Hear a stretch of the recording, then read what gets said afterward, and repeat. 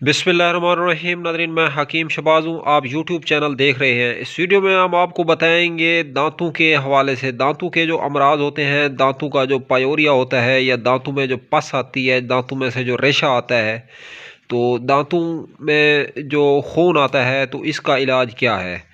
तो नाज़रीन, number 1 दारचीनी, number 2 सुंड, नंबर 3 लौंग, नंबर 4 अजवाइन देसी, नंबर 5 ये है अकरकरा।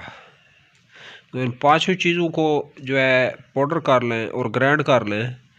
ग्राइंड करने के बाद जो है आप लोगों ने क्या करना है कि चौथाई चम्मच सुबह दोपहर शाम जो है सादा पानी से अगर इस दवा को पी लेते हैं आप लोग, तो दांतों का कोई भी मसला है तो इससे आसानी से जो है सॉल्व हो सकता है।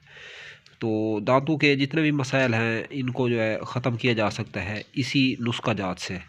तो इसके अलावा जो है इंशाअल्लाह आपको किसी और दवा की ज़रूरत नहीं पड़ेगी। तो चैनल पे फर्स्ट टाइम है, चैनल को सब्सक्राइब करें। वीडियो अगर अच्छी लगी है तो इस वीडियो को लाइक शेयर कमेंट करना मत भूलें। अब तक के लिए इतना ही। खुदा हाफिज़।